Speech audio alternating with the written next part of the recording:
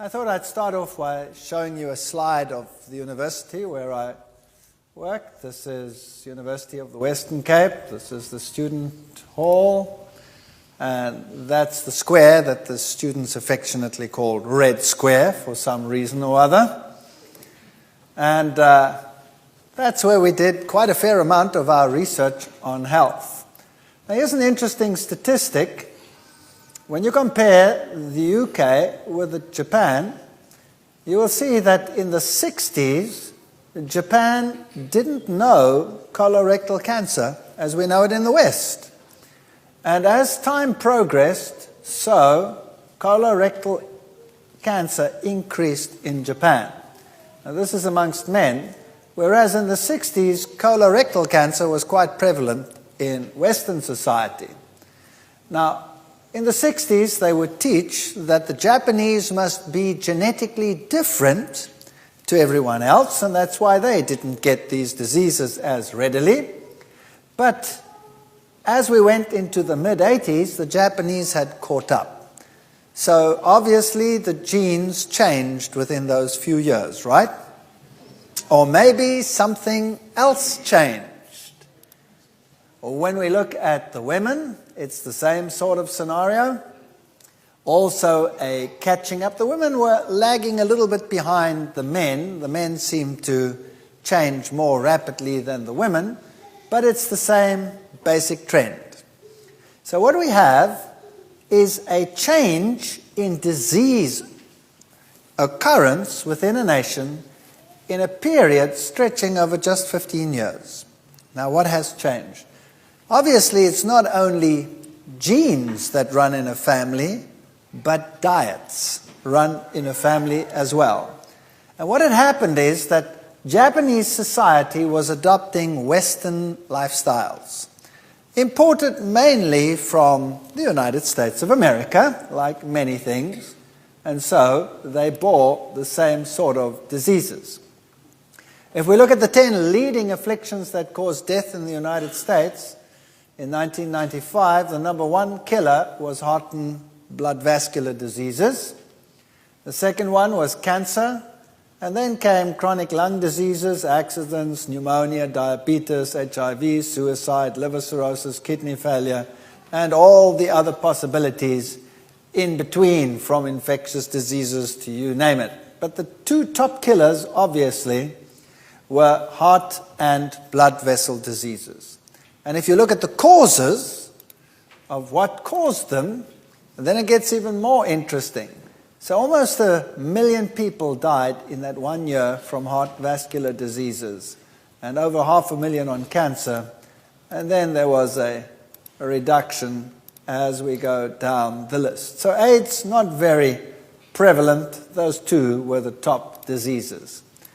And looking at the reasons or the underlying factors, poor diet and inadequate exercise is the number one cause of those diseases in the world. Tobacco was the number 2 cause, alcohol the number 3, and then come the infectious diseases. And these infectious diseases are largely transmitted by what we eat as well. So the first 4 causes have to do with lifestyle. That's quite incredible. Then come toxic agents, firearms, sexual behavior, motor vehicles, and illicit drugs. So obviously, if we could change our lifestyles, that would make a very, very big difference. Obviously, from what we saw, 7 factors to longevity, no smoking must be quite high up on the list. Number 2, we need enough rest. Sleep 7 to 8 hours. Few people actually do that. And eat breakfast regularly. We'll be talking about that some more as we go along, what the benefits are of eating breakfast. People in a busy lifestyle tend to skip breakfast because they haven't got time. They're rushed in the mornings and they make lunch and dinner their main meals. No eating between meals. That is a very important criteria. If you don't eat between meals, you don't have to start the process all over again. Leads to much fermentation. We'll deal with that issue as we go along. Maintaining a proper weight is important. Exercising regularly, and moderate or preferably no alcohol, those would be the factors that science has lifted out as the main ones leading to longevity. Here's an interesting statistic. How many patients are killed by their cures? This is a study that's being done all over the world. This particular article comes from a scientific magazine and it deals with the United Kingdom. If you can see over here, 70,000 deaths and cases of serious disability in England each year from what? Prescribed medication. That makes prescribed medication the number 3 killer in the industrialized world. So number 1 killer is heart vascular disease, number 2 killer is cancer, and the number 3 killer in the world, in industrialized countries, prescribed medication. That's not drug use, prescribed, what the doctors prescribe. So incompatibility and medication can lead to death. So it would be a wise idea if one lived healthily and didn't have to consume all this stuff. Sometimes medication is absolutely essential in order to survive. Like an antibiotic when you are seriously ill can save your life. A wrong one can kill you. So sometimes one doesn't have much choice. But if you were healthy and you could avoid many of these things, that would be the best of all. A very important factor in modern research is free radical research. Free radicals are charged particles or charged chemicals which create oxidative damage. And we can mop them up by having the right components in our diets. Now, one of the things that we like to use in the world in order to fend off diseases are these compounds that we find in plant foods that will enable us to do this. And people are telling us, take vitamins.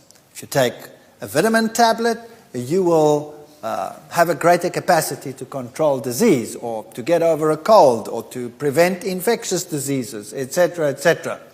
And if you have regular supplies of nutrients, plant foods, then you will have a better chance of resisting cancer.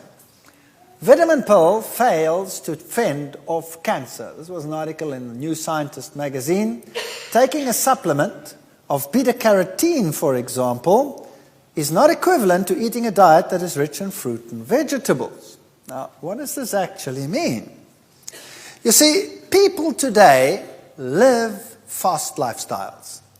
And they know that their vegetables are good for them.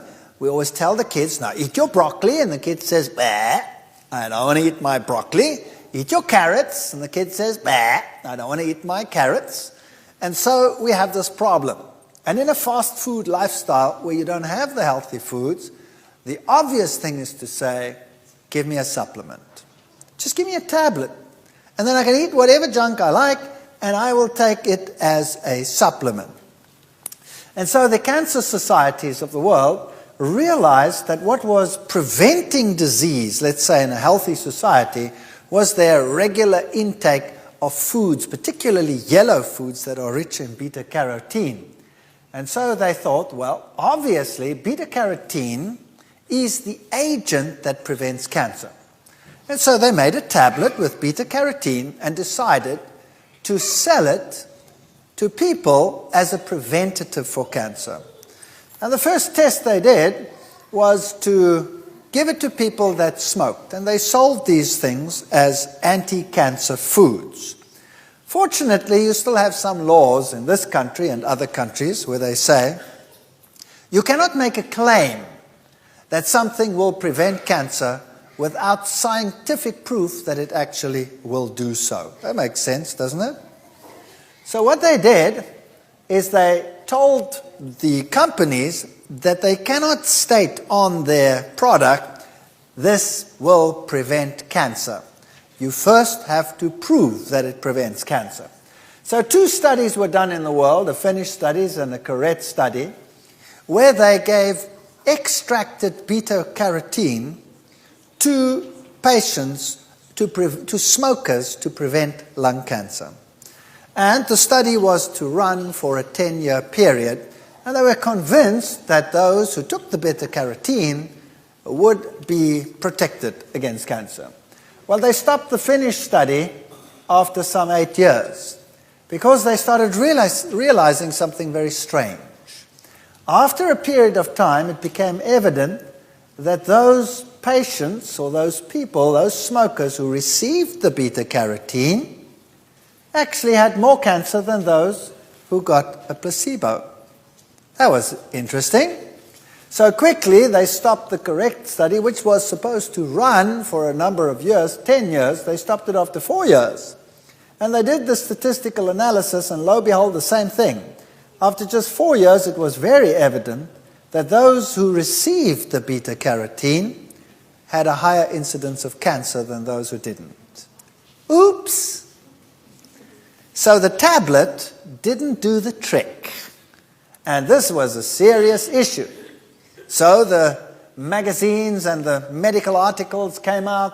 Here's one in a German news magazine. Gefährliches Beta-Carotene, dangerous beta-carotene. And it will cause major problems and actually lead to an increased incidence of cancer. Well, why does this happen? Obviously, beta-carotene is good for you because everybody knows that people with diets rich in beta-carotene are less likely to get cancer. See, the problem lies in the enhancement of activity through a combinations of natural foods. In normal foods, you have combinations of E's and C's and other compounds. So if you bite into a carrot, you get lots of beta-carotene, but you also get lots of flavonoids, another group of compounds that can increase the reducing capacity of a vitamin 20 to 50-fold. That means that if you have a positive side effect of these nutrients, that they act as antioxidants themselves and also boost the activity of whatever you are taking. So basically, if you want to have vitamin E, the best way to take it is in a food that is rich in vitamin E. So for example, wheat germ oil is very rich in this product. 1 teaspoon, 83% of your recommended daily allowance. Sunflower seed oils, all the seed ones are rich in vitamin E. And they even list margarine, we'll come to these later. Blueberries are quite rich, mustard greens, soybeans, and wheat germs. And a list of the top 10 antioxidant fruits and vegetables are strawberry, plum, orange, red grapes, kiwi, grapefruit, white grapes, banana, apple, tomato. Those are the ones. But this doesn't mean that the others are not important. All of them are important. But these are very rich in antioxidants. And the vegetables are garlic, kale, spinach, Brussels sprout, alfalfa sprouts, broccoli, beets, bell peppers, onions, and corns. Although I wouldn't put corn as a vegetable, I'd put it as a grain. Nevertheless, those are sort of recognized as the top ones. So if you want to have a vitamin supplement, there it is. That's the best vitamin supplement in the world. It gives you a balanced combination of all these components and is what we really need. Phytochemical research and health is booming in the world today. And there's a lot of argument about this issue. But I thought it would be perhaps a good idea if we went through this little exercise together. What is a phytochemical? Phyto is plant, chemical is a chemical, so phytochemical or chemicals in plants. That's basically what it means. And in plants, besides the nutrients like the carbohydrates, the fats, and the proteins, you have a lot of these phytochemicals. And some of these phytochemicals are anti-carcinogenic. They fight cancer and they prevent diseases. So phytoestrogen, for example, is a very important phytochemical. And many plant foods contain phytoestrogens. Now don't get confused. A phytoestrogen is not the same as a normal estrogenic hormone in the female. Women produce estrogen, the female hormone, and men that consume phytoestrogen won't suddenly become effeminate. Definitely not. These chemicals are similar to estrogens, but they're not the same. Now, a woman, for example, in menopause will have all kinds of symptoms that are debilitating. And so she will go to the doctor, and the doctor will prescribe hormone replacement therapy. Isn't that right? And he will prescribe estrogens to replace the natural estrogens that have been taken out of the system. What happens then is that you are supplying a synthetic or extracted estrogen to take the place of what you have lost, and it has been found that that estrogen is carcinogenic. And so your risk of breast cancer is greatly increased when you take those type of estrogens. Now, plants contain natural estrogens, which are not like mammalian estrogens, but they compete for the binding site, and strangely enough, these are anti-carcinogenic. And so women and men need these phytoestrogens in their diets. Health benefits of diets rich in phytoestrogens would include, for example, prevention of breast cancer. Gentlemen, in case you thought that only applied to women, prostate cancer and other cancers are prevented by phytoestrogens. Heart disease and stroke, osteoporosis, menopausal symptoms, brain diseases linked to aging, Alzheimer's, and all of these can be retarded greatly by phytoestrogens. Alcoholism, if you were an alcoholic and you have to overcome the negative effects, then phytoestrogens can help. And inflammatory diseases such as rheumatoid arthritis, all of these are benefited by diets rich in phytoestrogens. So you really want to get those into your diet. They are what we call nature's designer estrogens. Imbalances in estrogen are strongly linked to many major Western diseases, including heart disease, cancer, prostate, and breast cancer. And excess estrogen, that's normal estrogen that you would get in hormone replacement therapy, for example, can promote the growth of cancers. And you want to prevent that. So what can women do, for example, if they want to have a normal, relatively normal, healthy lifestyle when they get into their menopausal years without taking all these medications that can be so problematic? So what are phytoestrogens? Here's a little definition. Phytoestrogens are natural plant molecules similar in shape and size to human body estrogen, but not identical. And this slight difference means they don't have all the same effects of estrogen, and luckily, since some of the effects of estrogen can be nasty. So what do?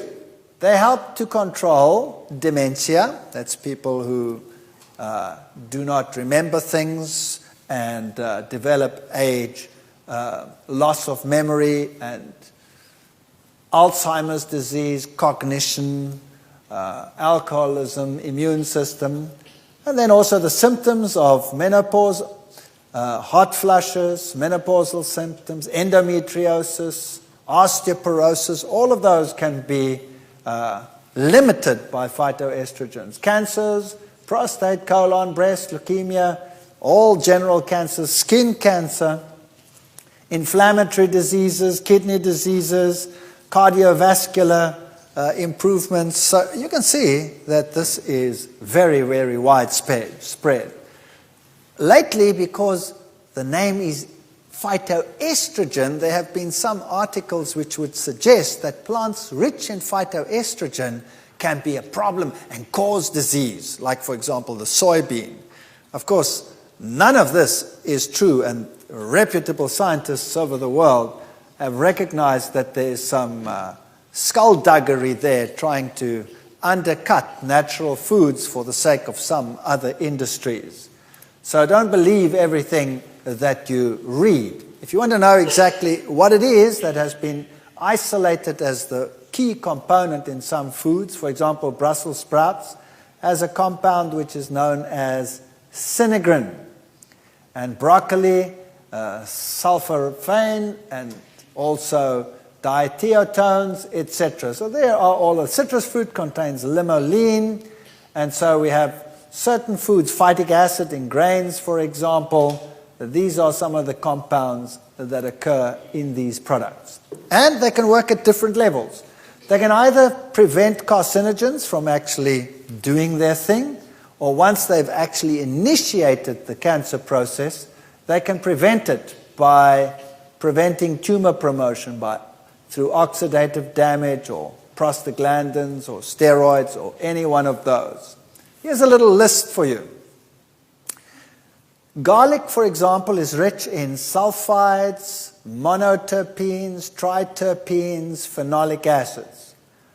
The herb teas in general are rich in flavonoids, glucerates, coumarins, phenolic acids. Soybeans can see a very good spread.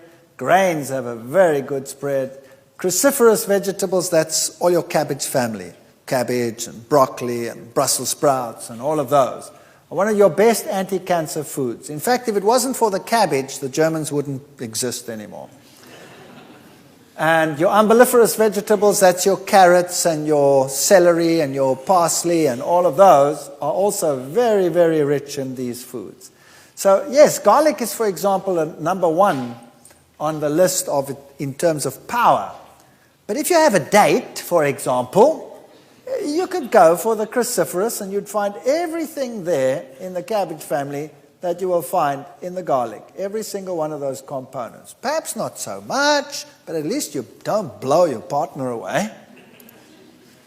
And here's some more of them. Citrus is quite good. Solanaceae, that's your potato and your tomato and all of those. By the way, gentlemen, the tomato is very good because it contains compounds which are anti-prostate cancer. So start including lots of tomatoes in your life.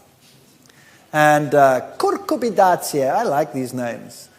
That's the pumpkin family. Anything from squashes through whatever, they're pretty good. Licorice, you can make teas from licorice. And flaxseed, we'll come to that in a moment. So this is your anti-cancer diet. Have a look at it. There it is. Anything that's a legume.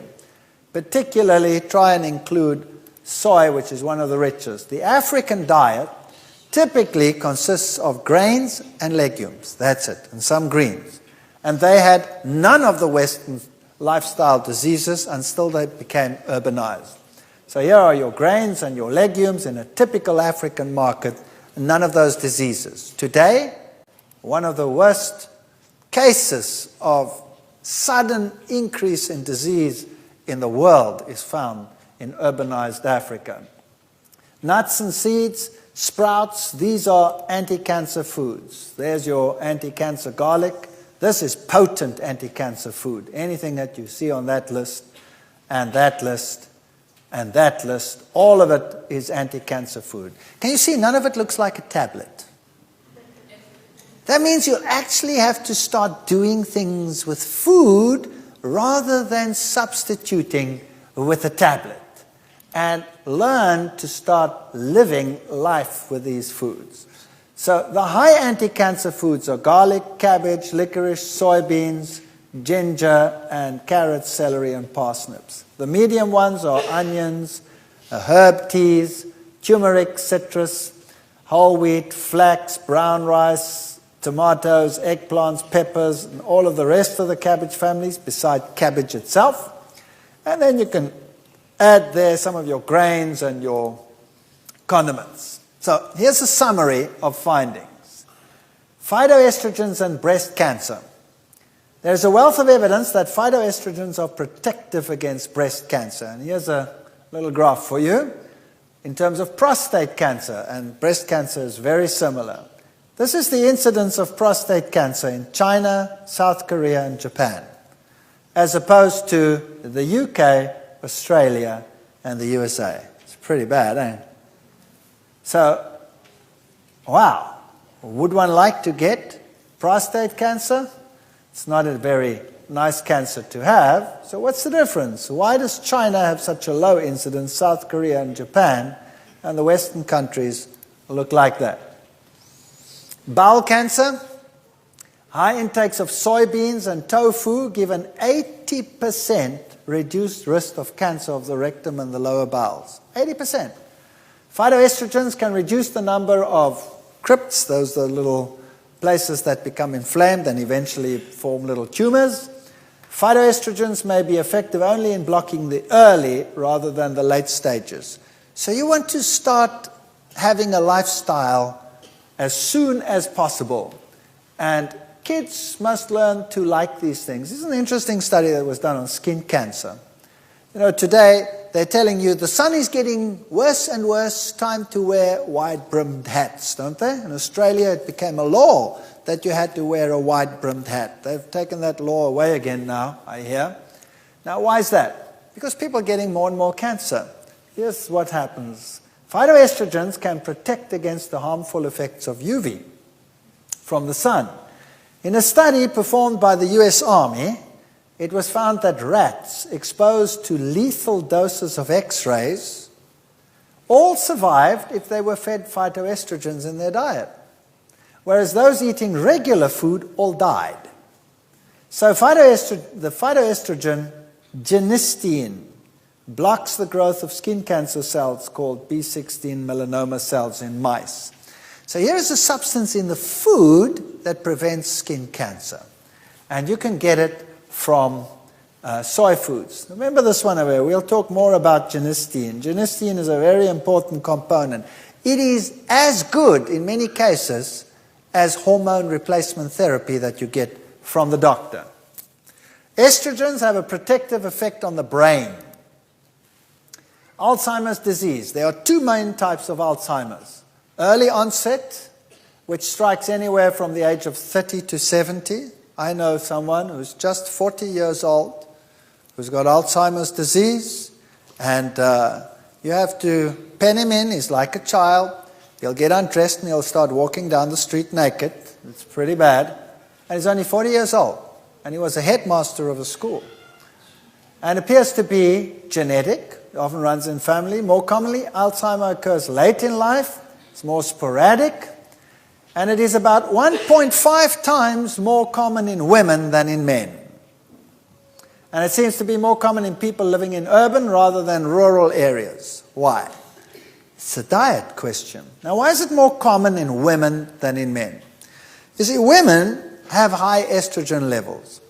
And then when they get older, when they start going into menopause, estrogen levels drop. They crash. And then they get the menopause symptoms, and then they get hormone replacement therapy from the doctors, which are carcinogenic. And the whole idea is actually very detrimental. Now, because their hormone levels drop so low, the protection that the brain needs, estrogens, is removed, and they're more prone to Alzheimer's disease. Men also have estrogen. We have everything a woman has. We just don't have the high levels that a woman has. But the man's estrogen level doesn't drop throughout his lifetime. It stays relatively constant. So we don't have that time period when we get old, when estrogen levels suddenly drop. And that's why men have a protection against Alzheimer's disease. Cancer of the uterus, there's a 54% reduction if you have foods high in phytochemicals. Stomach cancer, regions in Japan that have high tofu intake, for example, have the lowest rates of stomach cancer. If they eat a lot of salted fish, for example, they have high incidence of cancer. If they eat a lot of tofu, they don't have the cancer. It also boosts antioxidants, for example, vitamin C and vitamin E. Phytoestrogens also work as antioxidants, and they prevent us from making the bad kind of cholesterol known as LDL cholesterol. So, very, very good. It also improves the flexibility of the blood vessels. In your blood vessels, there are muscles and all kinds of layers, and the blood vessel has to remain flexible. As you get older, it gets impregnated with fats and it gets less flexible. Well, if you have phytoestrogens in your diet, you can even get back to your normal responsiveness. So normally, as you get older, because the blood vessel gets less and less flexible, your blood pressure starts rising. If you have lots of phytoestrogens in your diet, your blood pressure can stay low. And that's very, very nice to have a low blood pressure. Low blood pressure that is detrimental is one when you get up, you're dizzy, you don't know what's going on. But a low blood pressure where you don't get dizzy means your blood vessels are still flexible. That's good. Phytoestrogens also help bone. Like estrogens, they make bone-dissolving osteoclasts less active. You have two types of cells in your bone working. The one is an osteoblast that builds calcium into the bone. The other one is an osteoclast that takes calcium out of the bone. So if you have phytoestrogens in your diet, the ones that break down the bone become less active, and so you don't lose as much calcium from the bone. Menopause, reduced hot flushes, dryness of the reproductive tract, cholesterol levels, bones, skin condition, brain function, all of these are helped by phytoestrogens. 70% drop in estrogen levels when a woman goes into menopause. And so they get hormone replacement therapy, as I said, which has many side effects. And I would like to do a little quiz with you now to see how well you fare in terms of your phytoestrogen diet. Now, I do this with my students at the university when I run through this course with them, and you'll be surprised at how they fare. I'll tell you afterwards. So if you have a piece of paper, has anybody got a piece of paper or pen or something? Just make a note and let's see how you fare. Make a little home test. All right, we have to do this test fairly. That means it's either all or nothing. Do you use soy milk in place of dairy milk each day or almost daily on cereals and in cooking? If the answer is yes, you get 5 points. If the answer is no, you get 0. Okay? And be honest. Do you eat soybeans or foods made from soybeans, such as tofu, soy burgers, soy hot dogs, anything made from soy, on average 3 or more times a week? If you do, you get 5 points. If you don't, you get 0. Okay? 3. Do you eat other legumes, such as chickpeas, lentils, red kidney beans, navy beans, or food prepared from these, such as hummus, dal, any one of these, on average 3 or more times a week? If you do, you get 2 points. If you don't, you get 0. Now, here's an interesting one. Do you eat linseeds? Or use linseed meal, that is ground linseeds, on your cereals, mixed into yogurt or bread, at least 3 times each week? If so, you get 5 points. If you don't, you get 0. Linseed is flaxseed. All right, I'll show you a slide of it just now. I'll tell you why you get 5 points for that. If you take a capsule, it's not quite the same, but it's better than a kick in the pants. But I wouldn't give you 5 points, no. Do you add sprouts, such as alfalfa or soy sprouts, to your salads or sandwiches once or more per week? Then give yourself 3 points. Then, do you on average eat 2 servings of fruit, fresh, daily, or pieces of apricot or whatever, even dried fruit? Do you regularly, daily eat fruit? If you do, you get 3 points.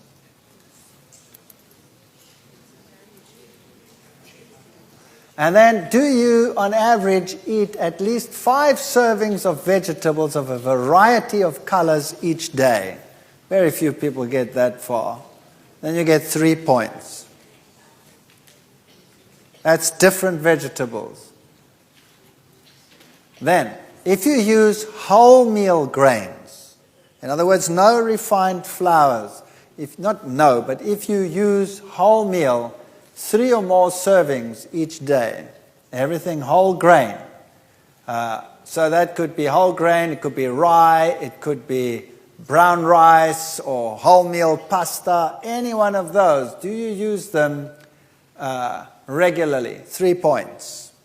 If you eat nuts and seeds, nut butters, even including peanut butter, at least 3 times a week, you get 2 points.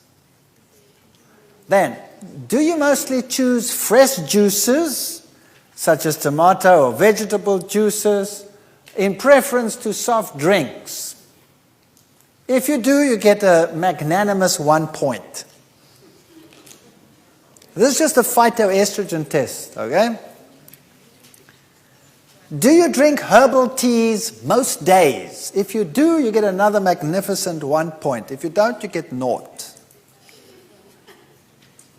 If you use only virgin olive oil in your cooking, in place of margarines and things, or sunflower seeds, or any one of them, you get 1 point. Do you eat at least 30 types of food per day? Now remember, this sounds impossible, but let's make this simple. If you read the list of ingredients on any can of anything, it's long, even if it means just the herb. Like if you add some celery, or you add some parsley, or you add this or that, all these little things, a little bit of garlic, a little bit of onion, potato, it's not too difficult to get there. If you do all of that, you only get 1 point in any case. So I'll be nice to you, give yourself that point. Now, let's add up the score. Let's add it up. And let's see where we get.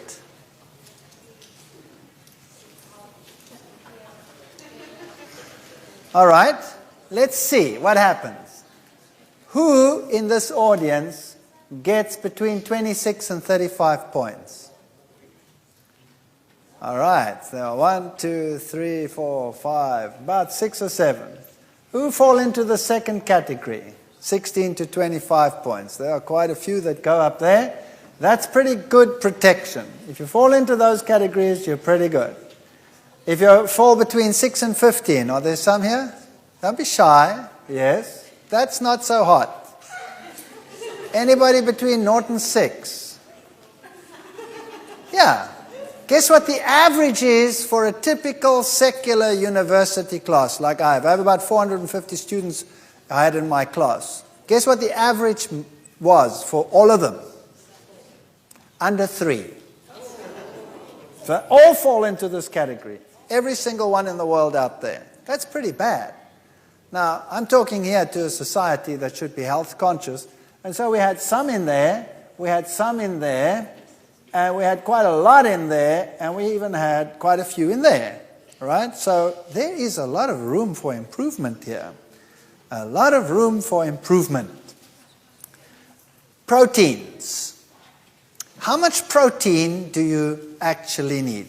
Well, let's just backtrack. Number one, if you want to be healthy, you have to have a variety of foods in your diet of plant origin, and that will supply phytochemicals, right? That was the 1 point. Second point, now we're going to deal with the bulk dietary foods in what we are eating. Number one, proteins. How much protein do I need? Well, the World Health Organization, the United Nations University, and the FAO say that adults need 0.75 grams per kilogram per day. Now, that's very little. I know that you work in pounds, so it's about 2.4 pounds to the kilogram, if I am correct there. And you can work it out, how much you actually need. You need very, very little protein. But mankind actually consumes vast quantities of protein. And anything that you consume more than you need becomes a problem. I'll tell you why. Because protein contains nitrogen. And when you break down a protein, you build it into your body as your own proteins. That's fine. But if you eat more protein than your body needs, you cannot store it. We cannot store protein. We can only store fats and carbohydrates. So we will have to change the protein we eat into a fat or a carbohydrate. That means we have to split out the nitrogen, and it gets split out as ammonia, which is toxic, and we convert it to urea, and we have to get rid of that through the kidneys. But it's a toxic substance. And if we have too much protein in the diet, that means we put a toxic load on our system. So better not to eat too much protein and rather eat more carbohydrate. Now what does the world teach you? That if you have a lot of carbohydrate, you're going to get what? Fats. Is that true? Or is it not true? In actual fact, it's not true. If you eat refined carbohydrate, you're going to get fats.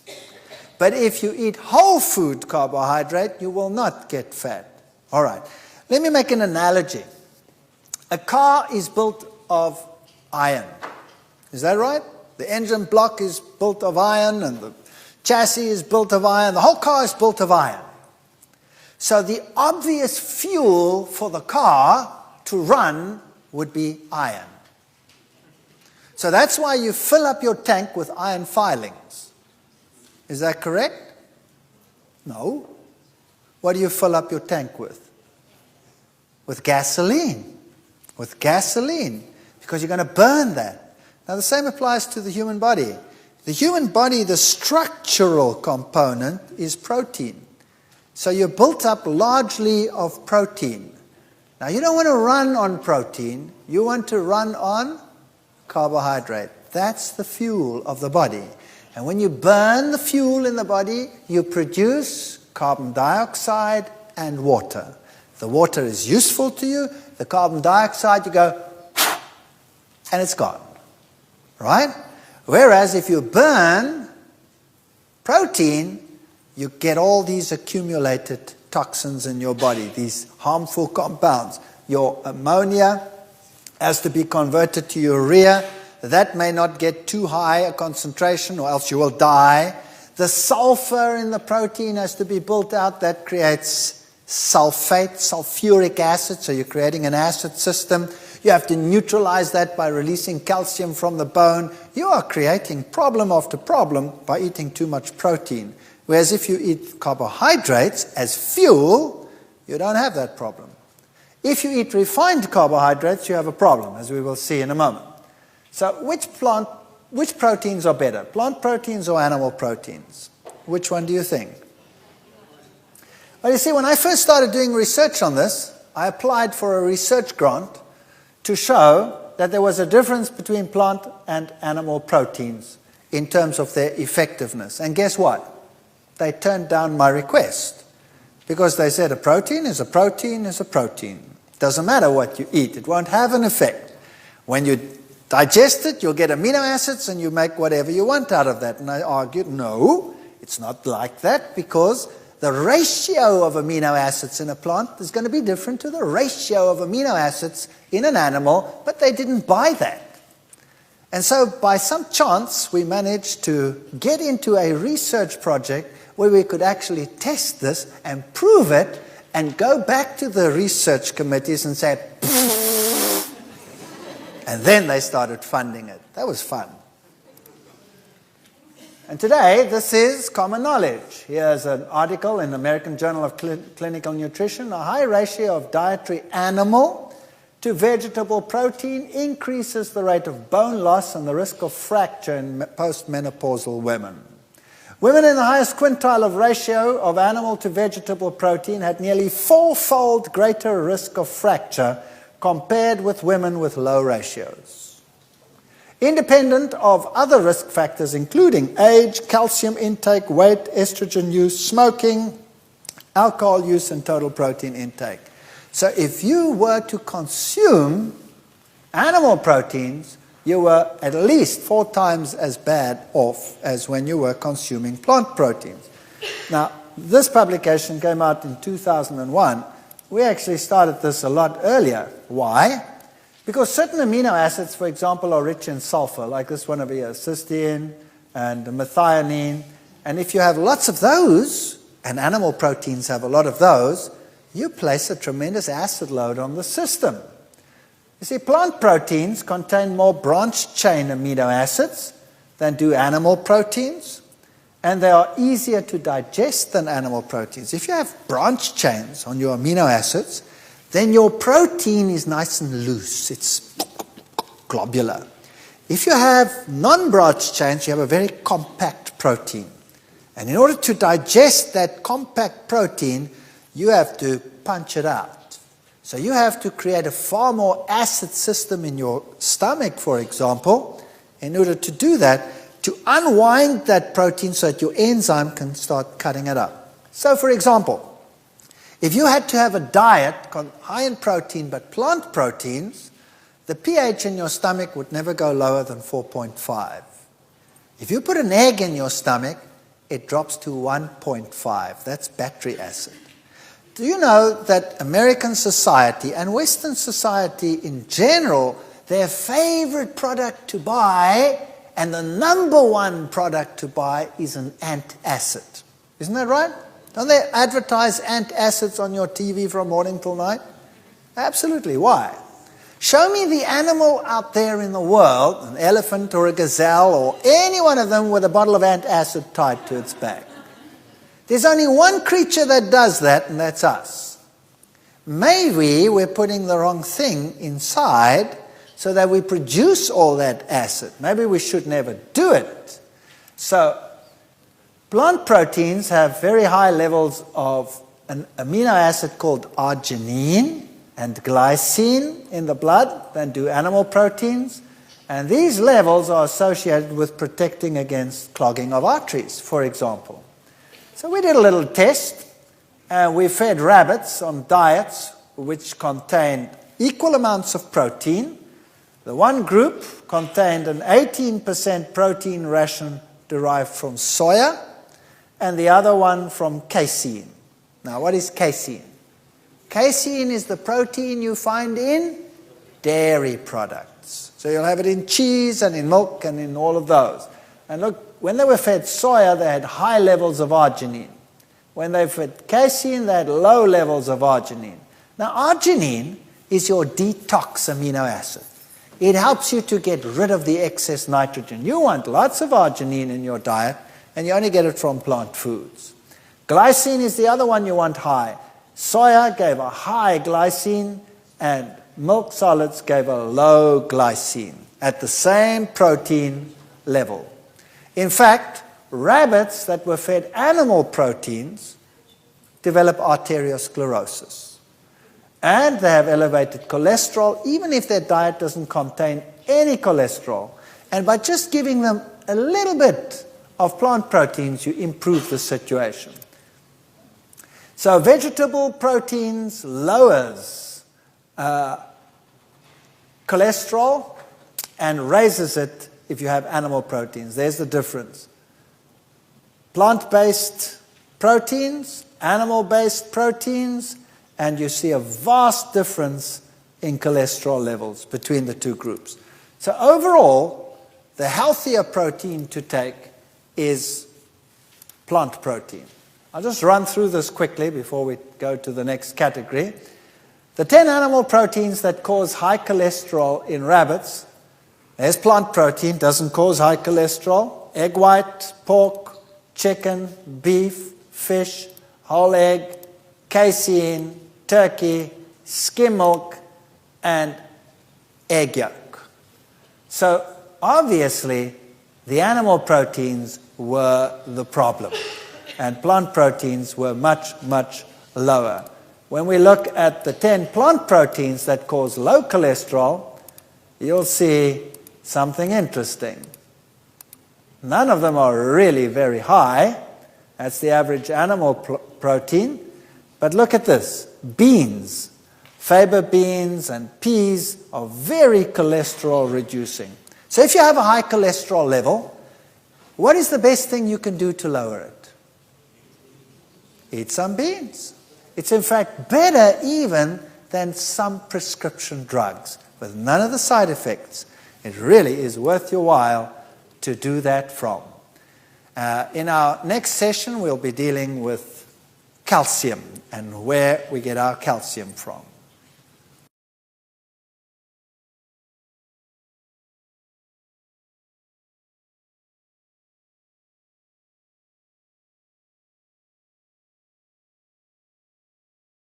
Right, in our previous session, we looked at the effect of plant protein versus animal protein in the diet. And now we want to look at what the effect would be on calcium and where we should get our calcium from. What does the world teach us? What is the best source of calcium in the world? Milk. You have to get your milk. Now, I'm not going to deal with that in detail. We'll be doing that tomorrow. There's an interesting lecture coming. Don't miss that for anything in the world. It's fun. It's called Utterly Amazing. But low absorption of calcium is what you get from milk. In milk, only 25% of the calcium in cow's milk is actually absorbed by the body. 75% goes in and straight up. Human milk, although it contains less than half the calcium of cow's milk, is a better source of calcium because of its high absorption. So here's a difference already. And then kale, that's that green cabbage leaf, turnip greens or sesame seeds are better sources for the same reason. So those are your good sources of calcium. Anything that's dark green is a good source of calcium. Have a look at the acid loads in food. Fish will give you an acid load of 7.9 milliequivalents per 100 grams. That's quite high. Bread will give you 3.5, flour 7, pasta 6.7. That's lower, but still reasonably high. If you come to meat, it goes to 9.5. Now, when you go to cheeses, low-protein cheeses, 8. And high-protein cheeses, that's mature cheeses, generally speaking, 23.6. That's a catastrophe. That's a catastrophe. How are you going to neutralize that acid load? The answer is fruits and vegetables give a negative acid load, so that is positivizing. But unfortunately, the body reacts to acid in one way only. When you get it into your diet, there's a hormonal response that kicks in and you get calcium stress. So here is average urinary pH when you fed rabbits soy versus casein. This is an experiment that we did.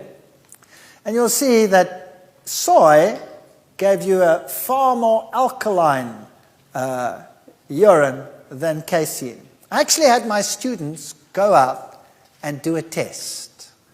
I made them test the acidity of saliva and of urine of vegetarians, non-vegetarians in the society, and I made them also test Rastafarians. Rastafarians are vegetarians who believe in their religious ritual that they must use a lot of marijuana and drugs, but they're vegetarian. And we found something very fascinating. All the vegetarians had an alkaline urine, and the non-vegetarians had an acid urine. And the vegetarians had an alkaline saliva, but not the Rastafarians. They had an acid saliva from the dope that they were taking. And the meat eaters had an acid saliva. So they were acidic from the word go. Total fecal calcium. When you fed these rabbits foods, the ones that were on casein, that is the protein in dairy, that went straight through, out. So they didn't absorb it if there was casein in the diet. If they had soya, they had a much better rate of absorption, in fact, twice as high. Urinary calcium, so even that which they did absorb, when they were on casein, they urinated it out. You see, the body has to protect itself against the acid, releases a lot of antacid, which it gets from the bone, and that's calcium carbonate deposits being put into the bloodstream to neutralize the acid, and then you have to urinate it out. Sometimes we release so much of it from the bone to neutralize the acid in our system that the kidneys cannot cope, and they cannot release it. Then you have to precipitate it. Where do you precipitate it? In your joints and all over these places. And then what you get is you get stiff joints, and you get gout and pains and arthritic diseases and all of those. All products of the type of food we are eating. So this is the type of food where you will get a good plant protein source that will not be osteoporotic, calcium releasing. There's the soybean. You can soak it and freeze it and use it whenever you want to. Greens such as kale, broccoli, bok choy are as good as milk in terms of calcium absorbability. There are all the journals that confirm these experiments. What you see on the screen there is your calcium source. Have you ever seen a horse run after a cow and say, "Excuse me, could you satisfy my calcium needs for me today?" Yes or no? No. There's only one creature in the world that does that, and that's man. You think cats do it? Or do we induce cats to do it? Did you know that the veterinary societies in the world have issued warnings, do not feed your cats milk, because they get kidney failure from the high acid load that it produces, and then they start urinating blood, and then your cat dies. So take away the plant proteins from your cat, and it will not get it. So not even a cat should have it. But humans, well, who cares? They can have it, right? So these are your calcium sources. Now, let's have a look how phytoestrogens help bone. Like estrogens, as we said, the osteoclasts become less active. So a woman is not likely to get osteoporosis while she is in the flower of her life. But when she goes through menopause, that's when the trouble starts. Isn't that right? And later on, when they fall, they break their hips.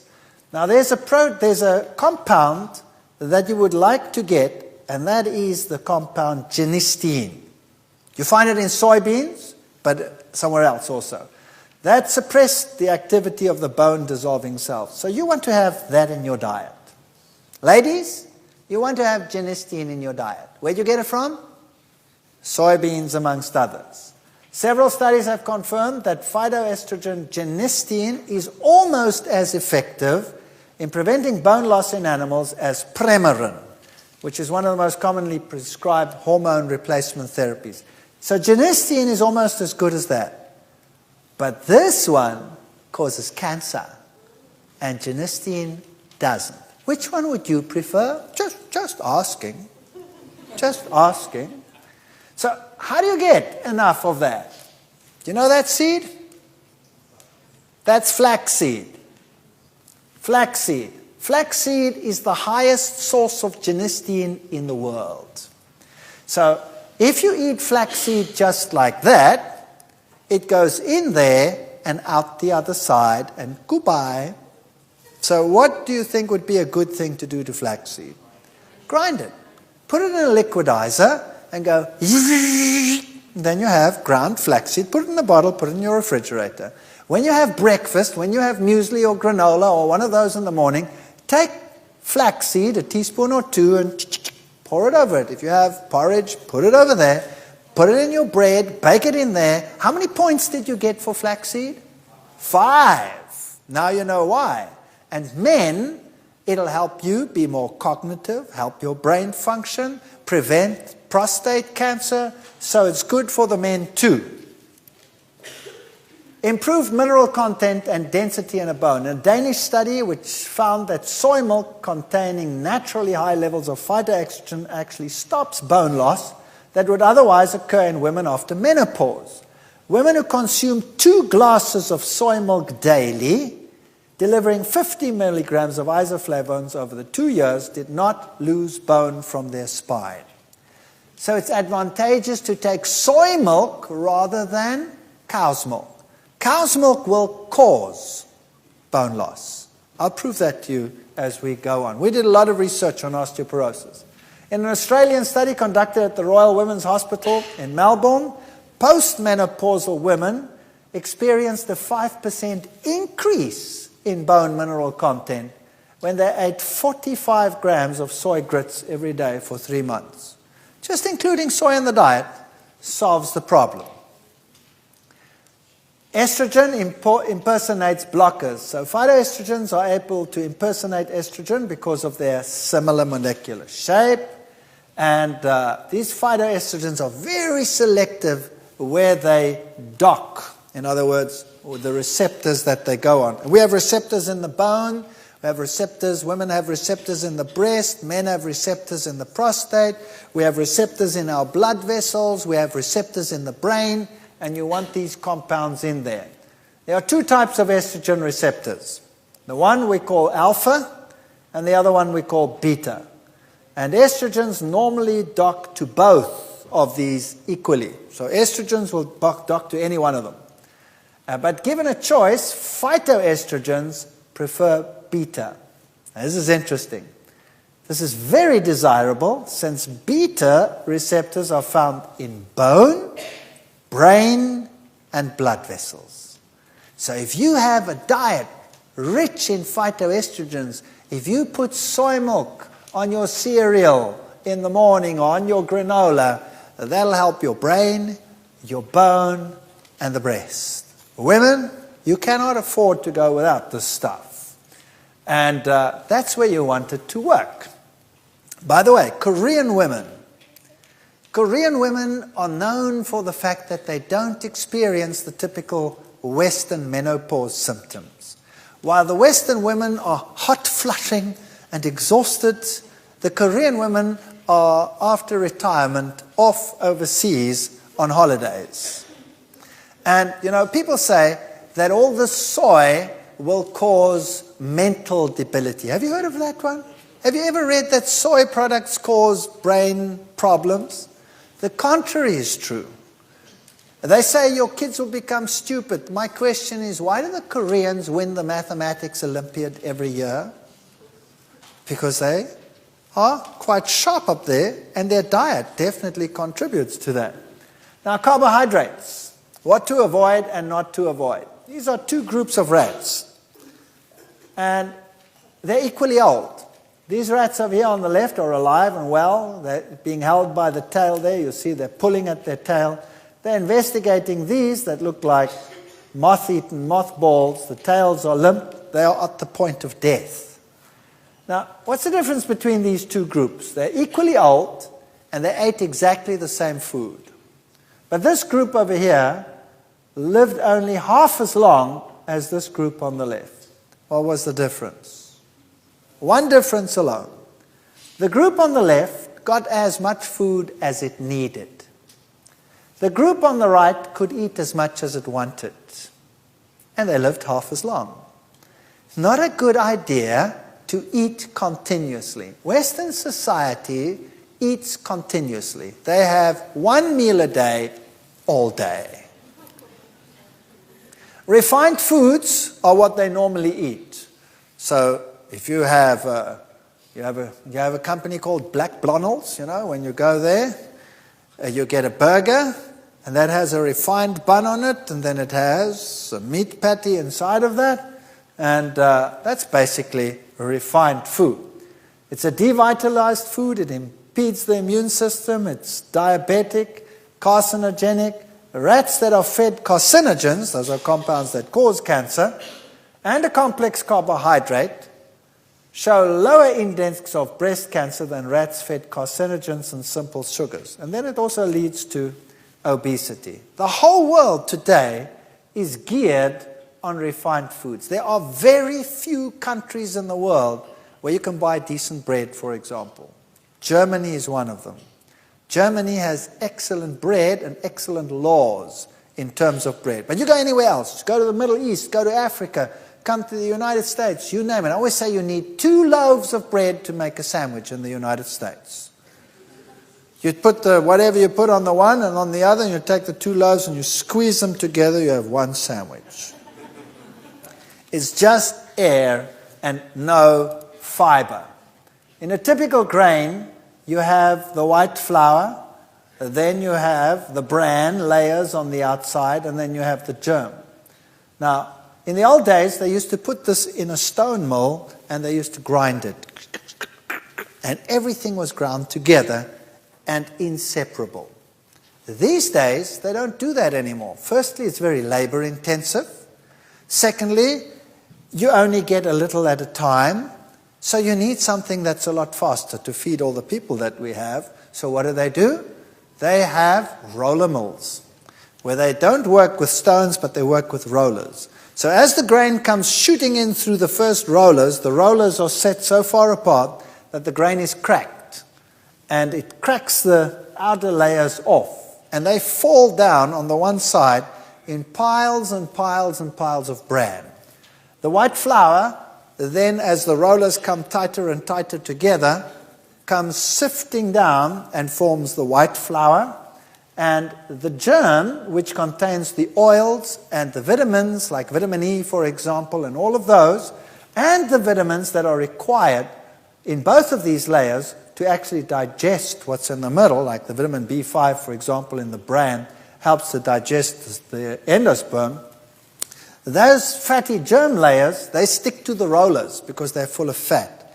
And then they have scrapers on the rollers, which scrape that off, and it comes off later as a big clump. And that's called the wheat germ. So now they have 3 packages, which you never had in the old days. You had 1 flour, stone ground, with all of those components in. Now you have 3. That's pretty good for industry. Number 1, it goes very fast. Number 2, you can now make 3 packages instead of 1. So they sell you the white flour, which makes you constipated, number 1. Number 2, it gives you a glucose surge. The glucose levels rise very quickly. Gives you all kinds of problems. So when you put it in the system over here, and it has to pass all the way down, there's no roughage to take it down. So when you go to the toilet, you have a veritable squeezing experience. And you have room for those magazines, so you have something to read while you are having this eye-popping adventure. Not a good idea.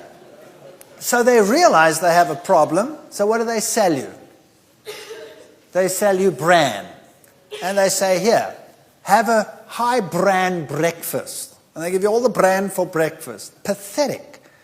It helps to get the food down, but it doesn't help the next meal or the next meal. You need to have all these things together. And what do they do with the germ? They put it into the creams and into the shampoos, and they say, put it on your head and on your skin. And when you erupt in all kinds of pimples and boils and carbuncles and varuncles, you put it on the outside. Why are you erupting in the first place? From the toxin that's on the inside. So we have all kinds of solutions for this terrible problem. And junk food is bad news. A gut feeling. If you thought junk food would merely make you fat, think again. You could also be fattening a hungry mass of alien gut bacteria that may repay you with bowel disease or even cancer. So, the study shows that meat consumption rises from 60 to 600 grams per day. Sulfates, that's what we spoke about, in the urine, double. That causes calcium loss. And sulfites in the feces increases tenfold. Now, what does that mean? Right, in your intestine, you have certain bacteria. And you want to have healthy bacteria. Do you remember they always tell you that if you run low on bacteria, what should you eat? Yogurt. Now, what type of bacterium do you have in yogurt? Lactobacteria. Now, after you are weaned, you don't need lactobacteria. You're not supposed to have lactose. Which animal still consumes lactose after being weaned? None. But lactobacteria are better than no bacteria. So they say that's how you augment it. But that's not what you really want. The type of bacteria you want is known as a methanogen. Those are the healthiest ones. There's a big study done at the Dunn Nutrition Center at Cambridge University. So let's say you're eating your proteins and your carbohydrates, and then you have bacteria that help ferment these things, and they produce various compounds. Now, the most common compound that you would find is the carbon dioxide production and the hydrogen production. That's if you have a lot of carbohydrates in your diet. If you, however, have animal proteins in your diet, you get a lot of sulfurs forming, like I've explained. Now, that changes the bacteria. Bacteria that can handle the sulfur are called sulfate-reducing bacteria. So if you have a high meat diet, you will have a lot of those bacteria in your gut. If you have a high plant diet, you will have a lot of methanogens in your diet, in your intestines. Now, when they break down the products, they produce a gas, which is methane. So, if you have these, they will produce sulfides, which are toxic and cause cancer. Now, there's one way of telling which one of those you actually have. Methane is explosive, but it's generally odorless, right?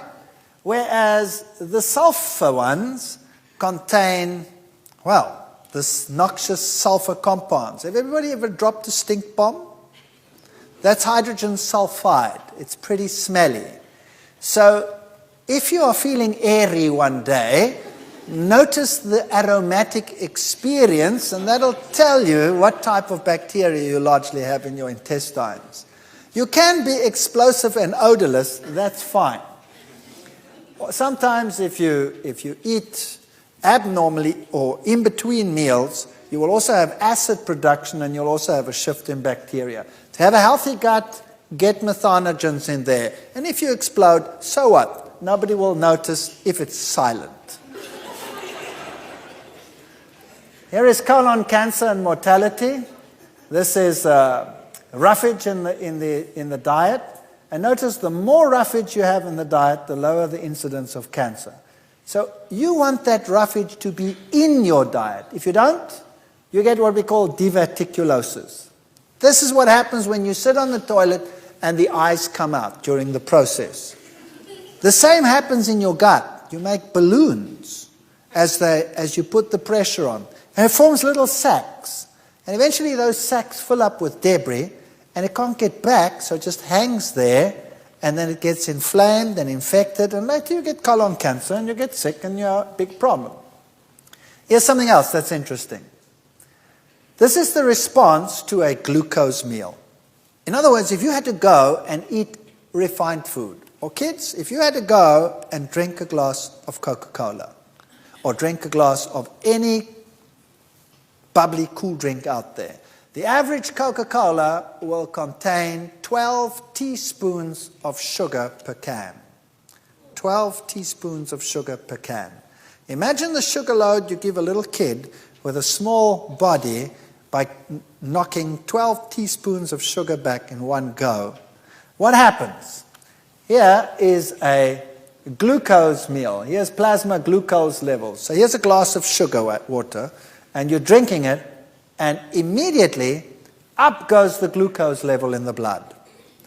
And then it has to be brought down, because if it doesn't get brought down, you will go into a coma.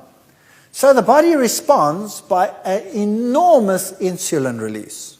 So that's the response of insulin immediately after that glucose meal. And because the insulin level is so high, the glucose level drops like a rocket. And it drops to lower than normal resting level. Normally you're there, but because you've had too much insulin released, it now drops to that. We call that hypoglycemia, low blood sugar. And there is hardly an individual in the United States of America that doesn't suffer from hypoglycemia, because they have refined diets. Here's the same amount of sugar when you give a diet with fiber in it.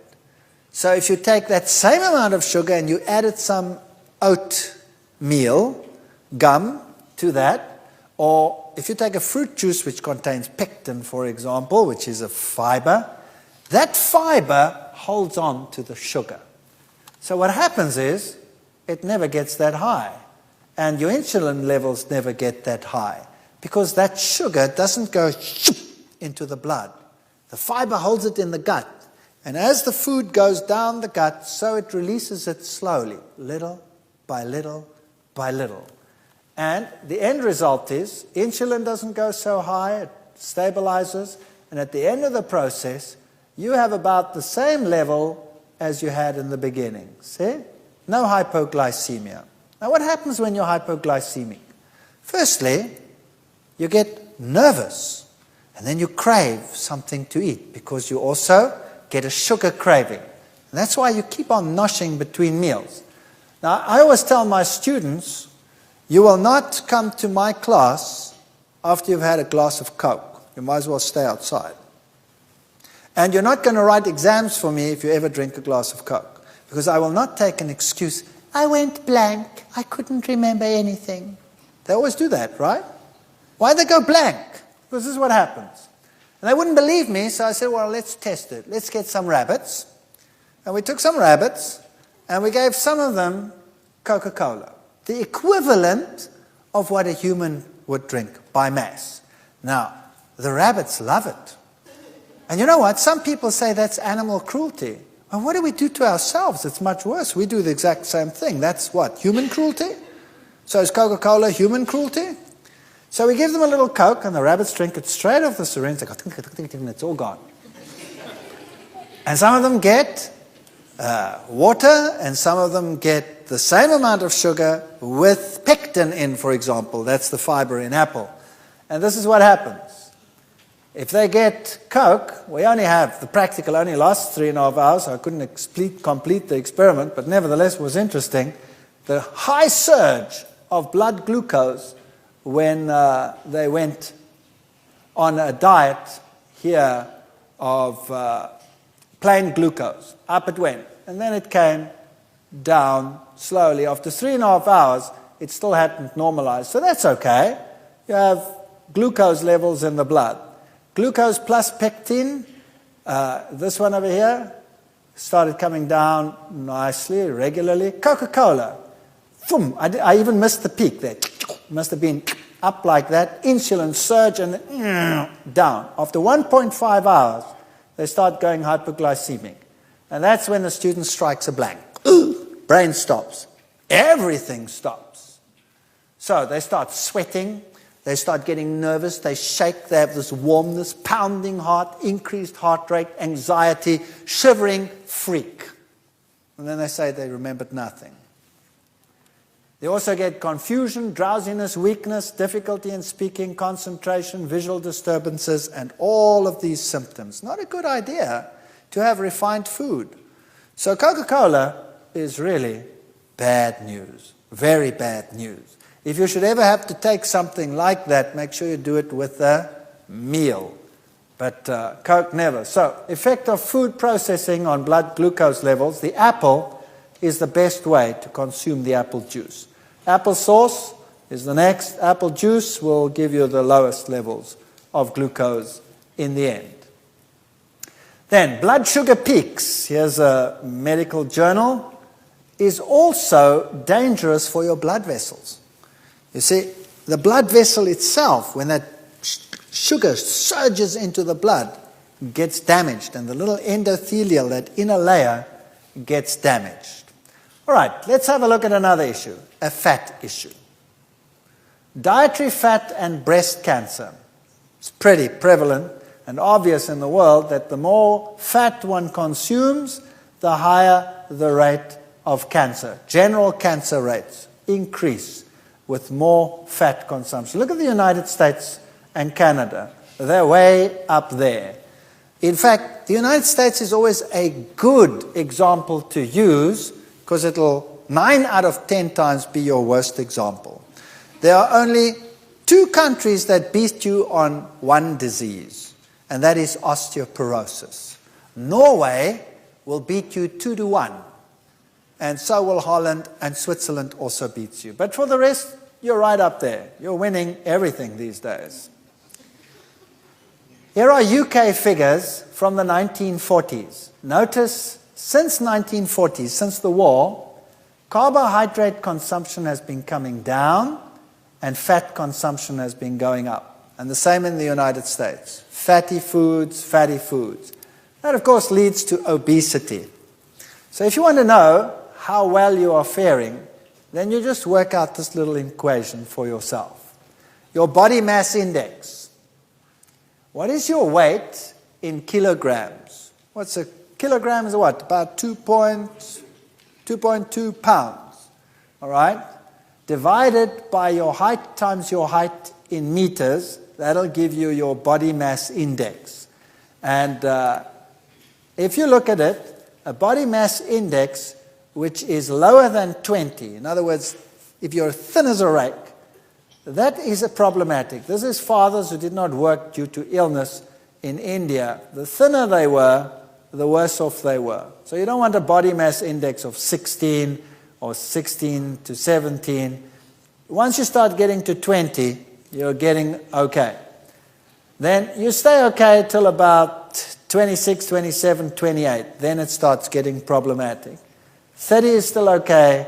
Once you have a body mass index of 32 or higher, then you have a problem. So you should be able to just work it out for yourself. Just take your weight and your height and divide. So that is bad news. Obesity and the risk of death from cancer. For example, average body weight and the percentage increase of death rate. If you are above average weight, just 20 to 30, it's not the end of the world. But once you start getting to 40% overweight, then you have a big problem. And women are always worse off than men. And now the woman must also decide where she is overweight. There's a very simple way of doing this. Go and stand in front of a mirror. That's what you do. And you look at yourself and you say, where's my weight distributed? Is it in the top half of my body? In other words, am I well endowed around here? Or am I well endowed around here? If the main fat sits on the buttocks, then you are 3 times less likely to get breast cancer than if the main fat sits up there. That's just the luck of the draw. Nothing you can do about it. So, whole food energy is the way to go to prevent these diseases.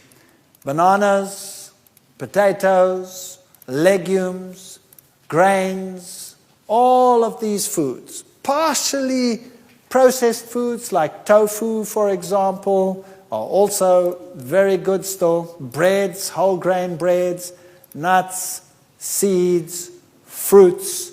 If you have lots of those in your diet, then you will have, number 1, high phytoestrogens. Number 2, the right ratio of protein, the right type of protein. You'll have whole carbohydrates, no surges, none of these things that make you obese. It would prevent obesity, would prevent cravings between meals. And these are the very best tablets that you could consume in your life. Start getting variety, variety, variety into your life. And if you find a shop that looks like this, go ballistic. Visit it. Enjoy it. And food actually is fun when you're shopping in a shop like that, isn't it? It is fun. Is this enough energy to actually get things done in the world? Here are 2 groups of people. The one is they're both athletes. And the one group over here is getting one type of diet and this one another type of diet. The top group over here is getting a high carbohydrate diet. And the bottom group is getting a low carbohydrate diet. That means they're eating more meat products, for example. Now they start training. So they go for a jog in the morning for their training. They're training for a marathon. Notice that when they run, their glucose or their glycogen levels in the muscles drop. Boom. Now you're burning the energy in your muscles. You're running. Down they come. And now you go home and you start eating and you relax. The one on the high carbohydrate diet recovers to there by the next day. The other one only recovers to there. The second day they go jogging. They meet for training in the morning. Down comes this level, down comes that level. Now they recover during the day. That one goes to there, that one to there. Third day, Can you notice that the gap between the two is getting bigger and bigger and bigger?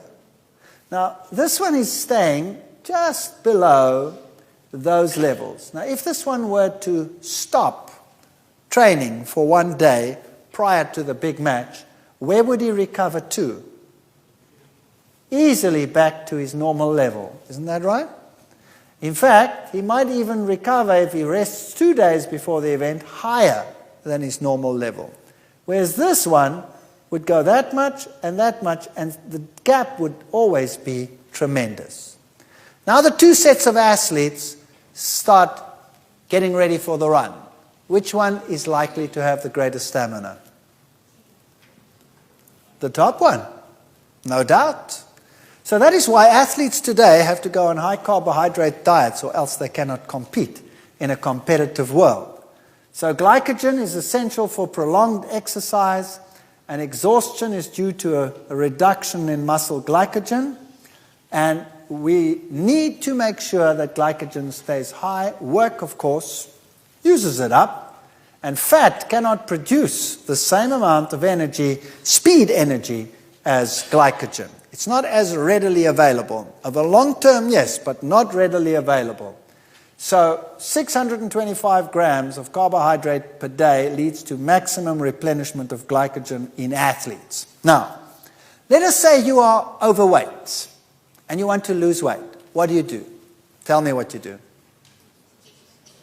What is the best training, they say? What should you go and do?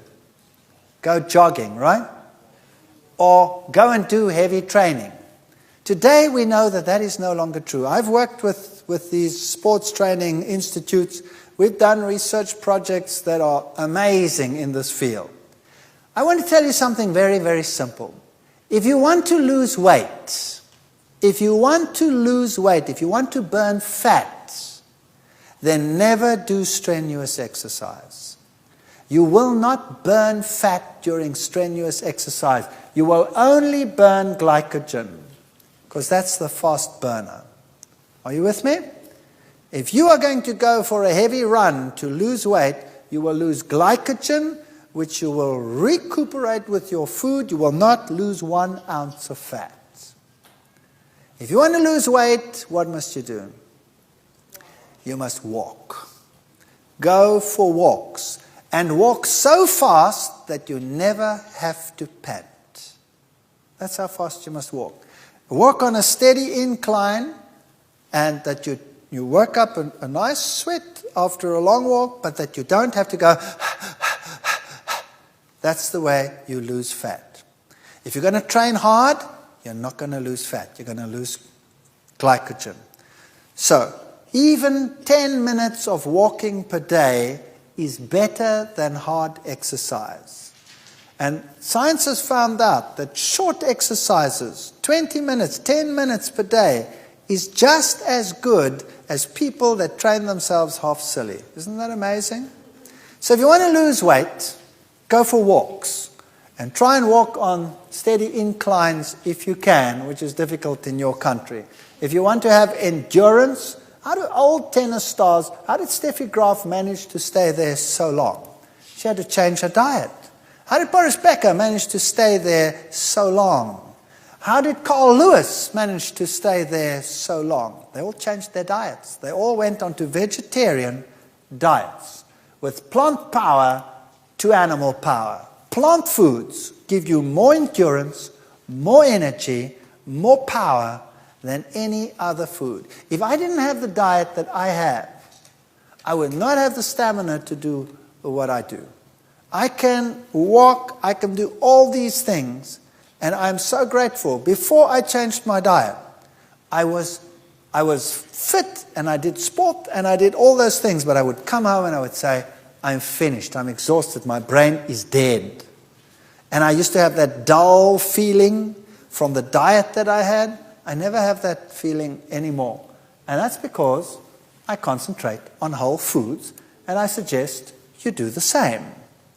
So in our next lecture, we'll look at some additional things that we can look at. For example, foods that we eat that are not really foods, that we on a regular basis consume, and what the effect is on us.